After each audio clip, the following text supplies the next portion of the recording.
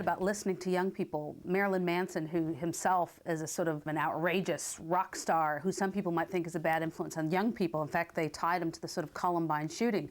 When they asked him what would he would like to say to Eric and Daryl, the two boys who did the shooting, and he said, I don't want to say anything, I'd like to listen to them. That was the whole problem, we weren't listening to them. So I think that's a good point that you make about listening to young people. But on the other hand, even though youth are particularly vulnerable and this is a very difficult time in their life, in some ways youth have a lot of power as consumers. The whole market's driven towards them. They're the ones eating McDonald's, drinking Coke, and wearing Nikes. So in some ways they have a lot of power. Well, that's right. Actually, where most of the major kind of global brands have come to recognize is that certainly when you're talking about their profit margins, the youth market is a significant market.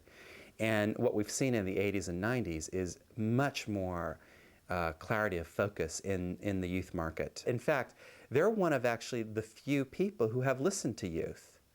And they're expressing their voice and making a lot of money in the process. They've become a badge of identity for youth. And you better believe that they're spending a lot of money doing the market research to find out exactly what issues youth care about, etc. So I think you're right. The global brands have, in fact, been listening, and they've turned their business models around to ensure that they're responding.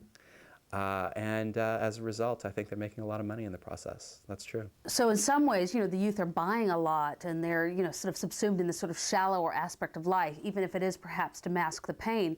I don't see today's young people having huge causes and fighting for injustice, say like they did in the 60s. That sort of political activism doesn't seem to be happening now in as big a scale as it could.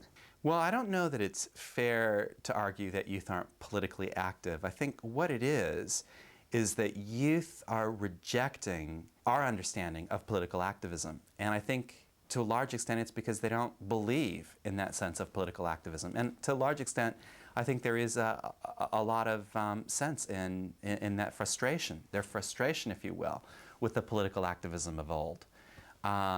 If you look at the whole idea of protest, which was really big, of course, in the 60s, that worked largely because the world was asleep, because people didn't know that there were problems, because people thought the world was a happy, chirpy kind of place. You know, the feminist movement, for example, said, no, you're not alone in feeling your frustrations and thinking it's part of your own problem. It's actually a wider social problem. And with the race issue, people said we shouldn't have to put up with this anymore. And so there was a whole expression of protest, which was kind of like a wake-up call, so that people who thought that the world was fine suddenly began looking at it thinking, wow, we've got problems.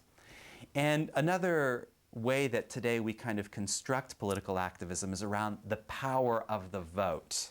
And there's this whole mythology that, you know, voters have the power to change things. And to some extent it's true, but we're not talking radical change. Whether it's one party that's elected or another party that's elected, the youth don't believe that there is dramatic change between one party versus the other party. So again, a lot of their sense of wanting to change the world is not really fulfilled in the political activism of old. And so what there is there's a void. There's a void for a meaningful way for the youth to build a better world. And where the consumer brands have stepped in and kind of taken advantage of that has been, if you will, to badge that identity. So you have companies like Benetton, et cetera, which have come up with the idea of promoting diversity. And this is an identity which the youth relate to. They're like, yes, that's the world I want to live in. And so that's the reason why that whole engine works. So it's not that that will make the world a better place, and it's not necessarily that youth believe that that's their method, if you will, of political activism, but that's how that void has been filled. We still have that void. The youth are still, if you will, looking, searching for a meaningful way to, if you will, apply their energy in some way that will, you know, build the world they want to live in. But unfortunately, youth don't know, don't understand what that vehicle is, and so they're kind of left in this void.